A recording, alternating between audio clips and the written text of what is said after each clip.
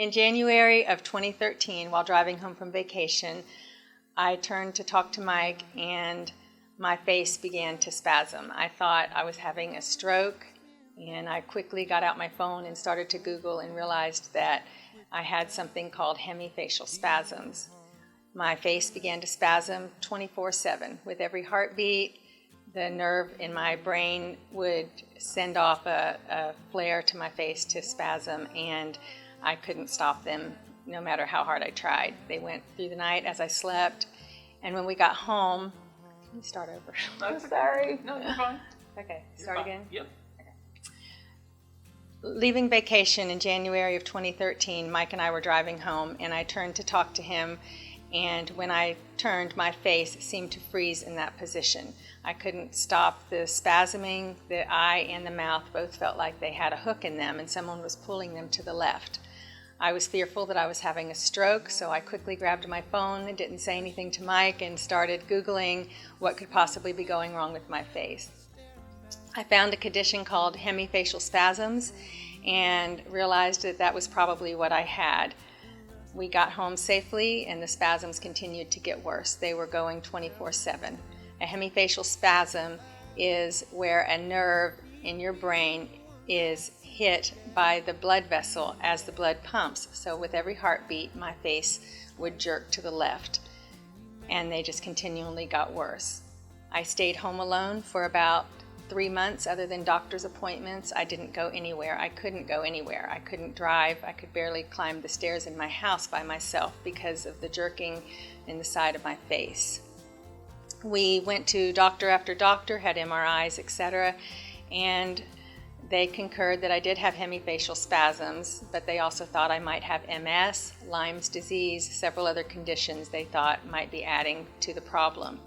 All of those proved to be negative. It was just the hemifacial spasms. So we did a treatment at the doctor's office where they did injections around my eye to try to freeze the spasms so that I could get relief from them. And that treatment completely failed. It paralyzed the left side of my face. It shut my eye. The stuff got into my right eye and caused it to have double vision. So I was really in worse shape than when I started. I then realized that the only other option that I had was brain surgery, and I just did not want to go there. I didn't have a peace about that, and I was just very, very nervous and scared. I was home alone every day on my couch, unable to do much. I couldn't see TV, I couldn't read much, and was getting really, really depressed, so much so that I was put on antidepressants. And one day Ashley saw on Facebook a devotion, and she called me and said, "Mom, you've got to see this." And I'll read it. It says, "Thank me for the conditions that are requiring you to be still. Do not spoil these quiet hours by wishing them away, waiting impatiently to be active again. Some of the greatest works of my kingdom have been done from the sick beds and prison cells. Instead of resenting the limitations of a weakened body, search for my way in the midst of these very circumstances. Limitations can be liberating when your strongest desire is living close to me."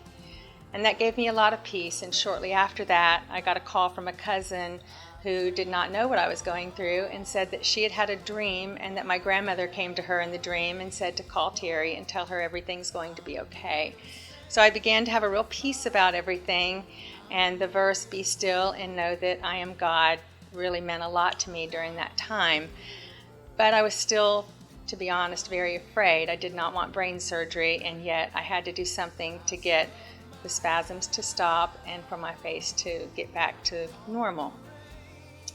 So my doctor in town, Dr. Bruce Tripp, was at a conference speaking, and the person speaking before him was Dr. David Perlmutter, and he heard him talking about people that had been misdiagnosed with MS and misdiagnosed with different types of spasms in their muscles, and he felt like that maybe he could help me. So he sent him a video of my face having the spasms and asked him if he thought he could see me. So Dr. Perlmutter is a neurologist in Naples, Florida, and Mike and I drove to Naples, and he immediately looked at my chart and my records, and he just said, I think if you would go gluten-free, dairy-free, soy-free, and sugar-free, he felt like that could possibly help my situation. And if not, his recommendation was the brain surgery to correct the problem. So we left Dr. Perlmutter's, and I immediately started the diet. That next meal, I've not had a piece of bread since. I have not had any gluten knowingly in any form. And within about 2 weeks, the spasms began to go away. And not only did the spasms go away, but I had debilitating migraines for about 2 years prior to that, and I have not had one migraine since. I wore readers to read and sew. I no longer wear readers. I no longer wear contacts for distance.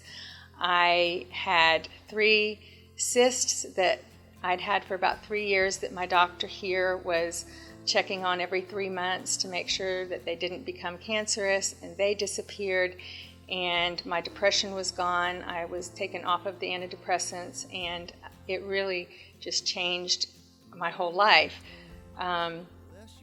It's not always easy to stick to the diet, but I do. The benefits of it have been great, and I'm just real thankful that God was able to use a series of God moments for us to find Dr. Perlmutter and to realize that by changing my diet, I could just change my life, change my face, and get things back to normal. Dr. Perlmutter is a neurologist in Naples, Florida, and he is also a doctor for Dr. Oz. He's his personal neurologist, from what I understood. And when Dr. Perlmutter was going to be a guest on his show, he sent him the video of my face before and the video of my face after. And I had signed a release to allow them to use the videos on the TV show. And about a week before the TV show was to air, Dr. Oz saw the videos and just insisted that I fly to New York and be on the show in person. He thought the change was so dramatic that he just thought it would be better to have me there in person. So I went to New York and I filmed a quick segment on the Dr. Oz show, and was able to just show what changing your diet can do to help in not only spasm conditions, but a lot of conditions. Be more hard and less attack. Be more hard and less attack.